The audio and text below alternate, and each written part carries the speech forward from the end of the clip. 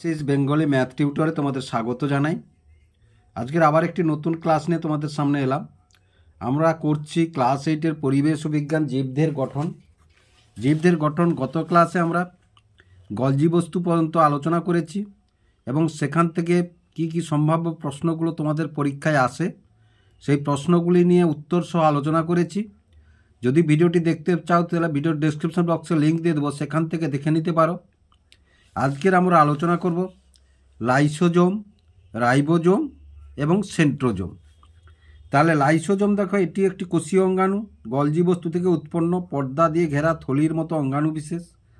এর মধ্যে খাদ্যকে হজম করার, জীবাণুদের মেরে ফেলার এবং পুরনো জীর্ণকোষকে ধ্বংস করার জন্য নানা ধরনের উৎসেচক থাকে। কোষের মধ্যে এটি নানা রূপে অবস্থান করে। লাইসোজোমের দুভাবে প্রধানত অবস্থান করে, প্রাথমিক লাইসোজোম এবং গৌণ লাইসোজোম। লাইসোজোম যে কোষে থাকে সেই কোষকেই ধ্বংস করতে পারে বলে একে আত্মঘাতী থলিও বলা হয়। কেন না, দেখো কোষটি ক্ষতিগ্রস্ত হয়েছে বা কোষটি মারা গেছে, কিন্তু এ তো কোষীয় অঙ্গাণু, মানে কোষের ভিতরে আছে, তাই এর মধ্যে যে উৎসেচকগুলো আছে এ পর্দা বিদীর্ণ হলে কোষটা সম্পূর্ণরূপে ধ্বংস হয়ে যায়। নিজের মৃত্যু জেনেও কোষটিকে ধ্বংস করে দেয়, তাই একে আত্মঘাতী থলিও বলা হয়। এবং ক্যান্সার আক্রান্ত কোষে লাইসোজোমের সক্রিয়তা বৃদ্ধি পায়। এবারে দেখো রাইবোজোম, এরা হচ্ছে পর্দাবিহীন। এই পর্দাবিহীন একটি কোষীয় অঙ্গাণু, তোমাদের প্রশ্নে আসে পর্দাবিহীন একটি কোষীয় অঙ্গাণুর নাম করো। রাইবোজোম সাধারণত কোষের সাইটোপ্লাজমে ছড়িয়ে ছিটিয়ে থাকলে অন্য একটি অঙ্গাণুর সাথে, যেমন এন্ডোপ্লাজমের জালিকা, নিউক্লিয় পর্দার বাইরে থেকে এই অঙ্গাণুকে আবদ্ধ অবস্থায় দেখা যায়। প্রোটিন সংশ্লেষ করা এই অঙ্গাণুর প্রধান কাজ, তাই একে প্রোটিনের ফ্যাক্টরিও বলা হয়।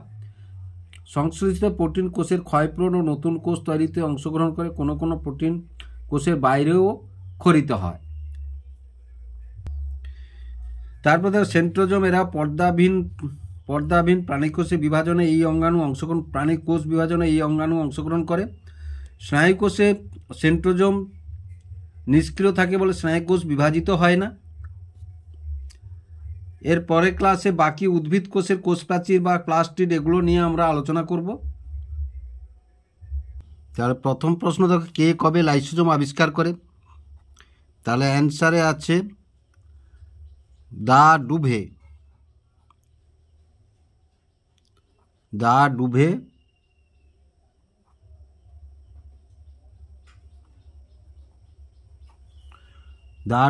1955 খ্রিস্টাব্দে।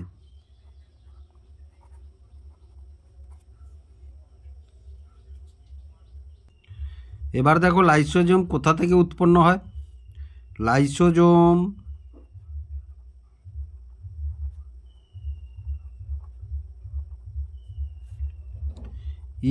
এন্ডোপ্লাজমিক রেটিকুলাম থেকে উৎপন্ন হয়।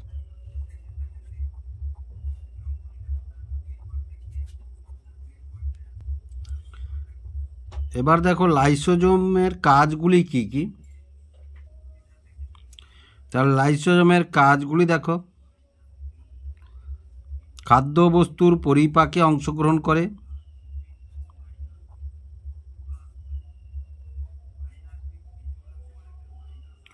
পরিপাকে সাহায্য করে,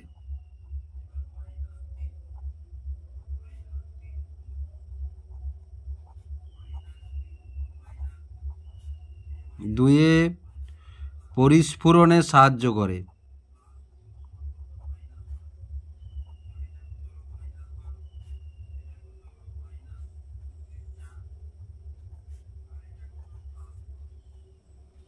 তিনে জীবাণু ধ্বংস করে,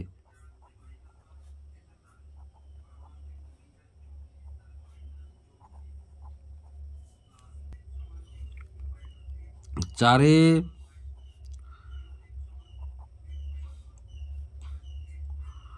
কোষে ঝাড়ুদারের কাজ করে,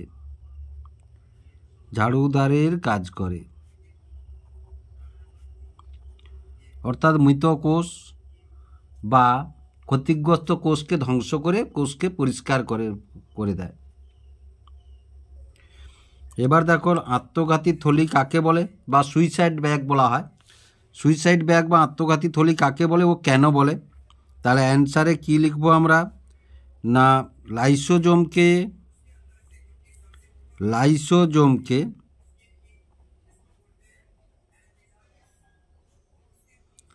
আত্মঘাতী থলি বলে।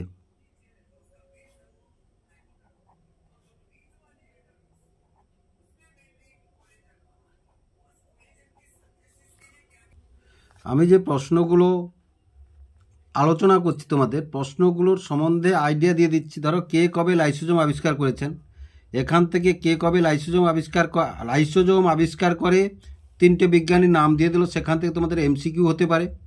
আবার ধরো লাইসোজোম আবিষ্কার করে ড্যাশ দা ডুবে, সেখানে শূন্যস্থান পূরণ হতে পারে। তাহলে প্রশ্নগুলি তোমরা উত্তরগুলি জানলে তোমরা যে কোনো প্রশ্নের উত্তর জানতে পারবে। প্রশ্নগুলিও হতে পারে বিভিন্ন টাইপের, আর উত্তরগুলি যদি তোমাদের মাথায় থাকে তাহলে যে কোনো টাইপের এমসিকিউ হতে পারে, সংক্ষিপ্ত উত্তর হতে পারে, অথবা একটি বাক্যে উত্তর হতে পারে, অথবা শূন্যস্থান হতে পারে, বা সত্য মিথ্যা হতে পারে। যে কোনো প্রশ্নের তোমরা উত্তর করতে পারবে। তাহলে লাইসোজোমকে আত্মঘাতী থলি বলা হয়। আরও দুটো পার্ট আছে। তোমরা প্রশ্ন লিখে এই প্রশ্নটায় কটা পার্ট আছে দেখো, একটি পার্ট এবং দুটো পার্ট আছে। প্রথম পার্টটির উত্তর আমরা করে নিলাম, আবার পরের পার্টটির উত্তর আলাদাভাবে করব। স্টার চিহ্ন দিয়ে করে দিতে পারো, বা পরের পার্টটির উত্তর আলাদাভাবে করতে পারো। তাহলে এবার দেখো লাইসোজোম পরের পার্টটির উত্তর, এই পার্টটির কেন বলে। তাহলে লাইসোজোম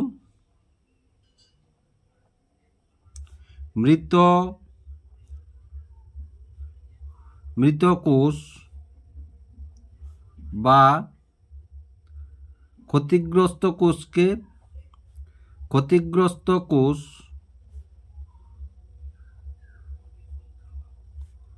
ধ্বংস করে।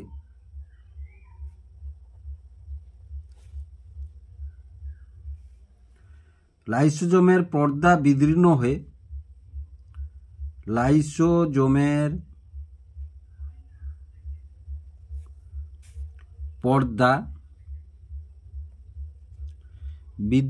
হয়ে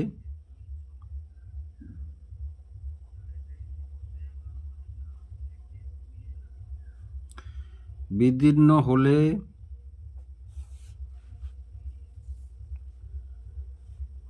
লাইসোজোম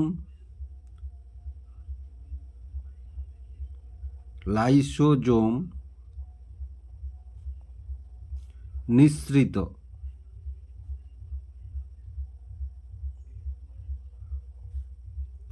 উৎসেচক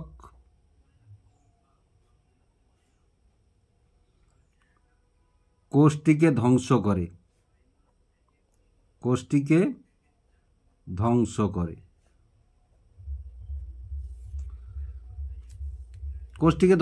দেখো কোষের মধ্যেই একটি কোষীয় অঙ্গাণু লাইসোজোম, সুতরাং কোষটি ধ্বংস হলে লাইসোজোম নিজেই ধ্বংস হয়ে যাচ্ছে, তাই একে আত্মঘাতী থলি বলা হয়। এই উত্তরটি করলেই তোমাদের হয়ে যাবে।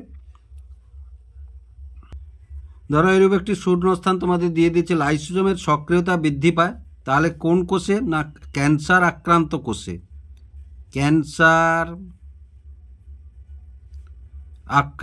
কোষে।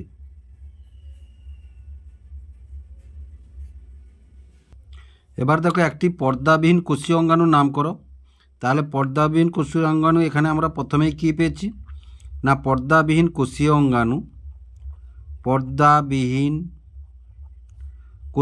অঙ্গাণু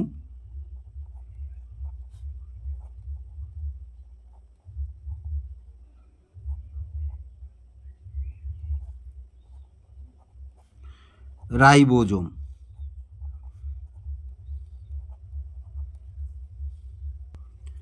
কে কবে রাইবোজোম আবিষ্কার করেন? তাহলে অ্যান্সার যদি আমরা লিখি, বিজ্ঞানী প্যালাডে 1955 খ্রিস্টাব্দে, বিজ্ঞানী প্যালাডে 1955 খ্রিস্টাব্দে।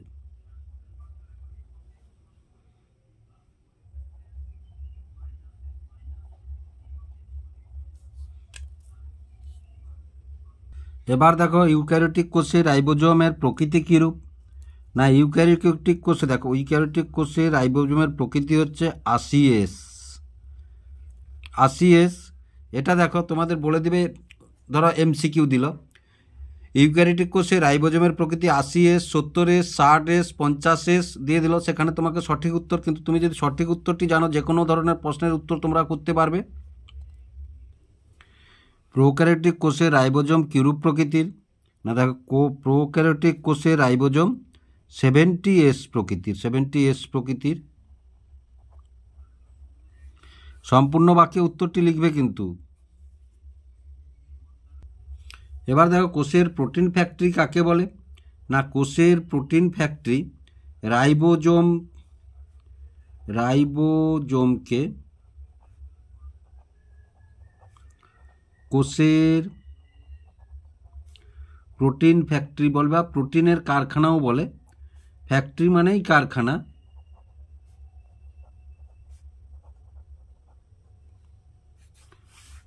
কারণ রাইবোজোম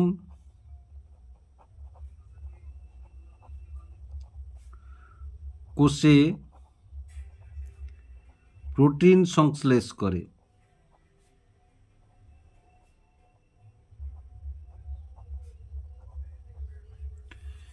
তা কোষের ক্ষয়পূরণ ও কোষের গঠনে কাজে লাগে। তা কোষের ক্ষয়পূরণ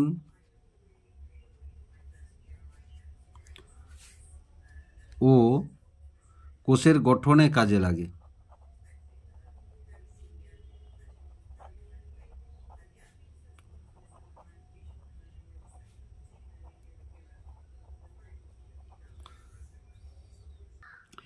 তাহলে দেবো, এবার যে কোষীয় অঙ্গাণুটি পেলাম, কে কবে সেন্ট্রোজোম আবিষ্কার করে? তাহলে উত্তরটি যদি আমরা দেখি, কে কবে সেন্ট্রোজোম আবিষ্কার করেন, একে সেন্ট্রিওলও বলা হয়। তাহলে বোভেরি 1888 খ্রিস্টাব্দে। বিজ্ঞানী বোভেরি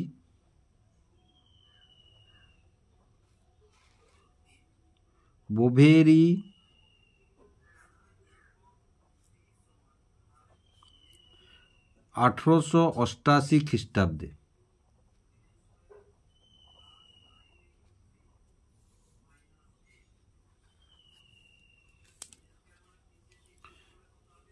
এবার দেখো, স্নায়ুকোষ বিভাজিত হয় না কেন? না, অ্যান্সার দেখো, স্নায়ুকোষে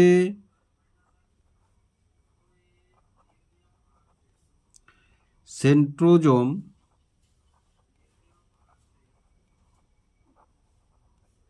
নিষ্ক্রিয় অবস্থায় থাকে।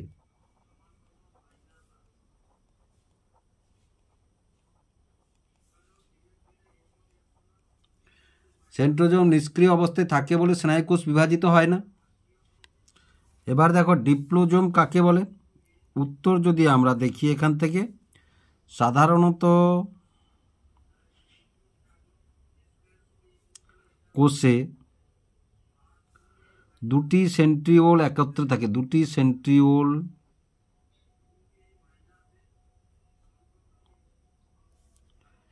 একত্রে থাকে বলে এদেরকে ডিপ্লোজোম বলে, এদেরকে ডিপ্লোজোম বলে।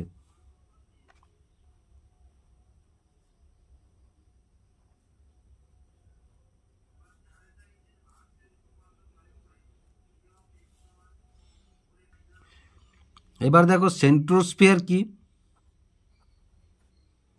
না, সেন্ট্রিওলের দেখো, সেন্ট্রিওলের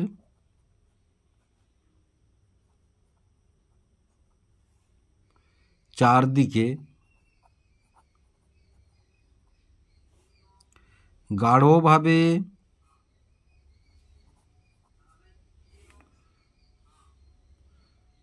রঞ্জিত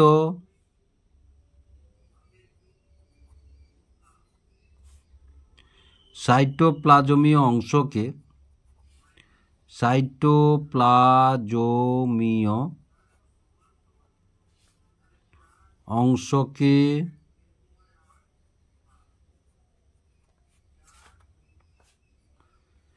সেন্ট্রোস্ফিয়ার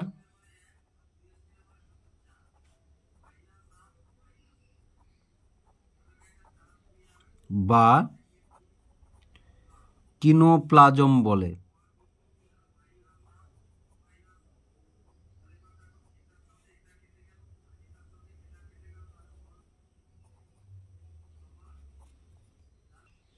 এবার দেখো সেন্ট্রোজোমের কাজ কি।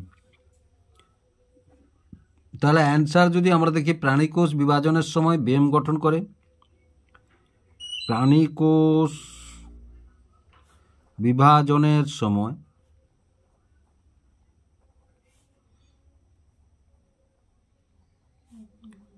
বেম গঠন করে।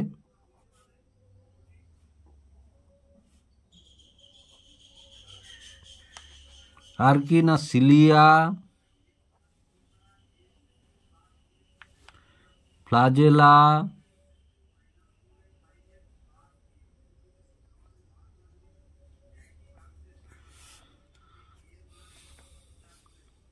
শুক্রাণুর পুচ্ছ গঠনে সাহায্য করে। শুক্রাণুর পুচ্ছ গঠনে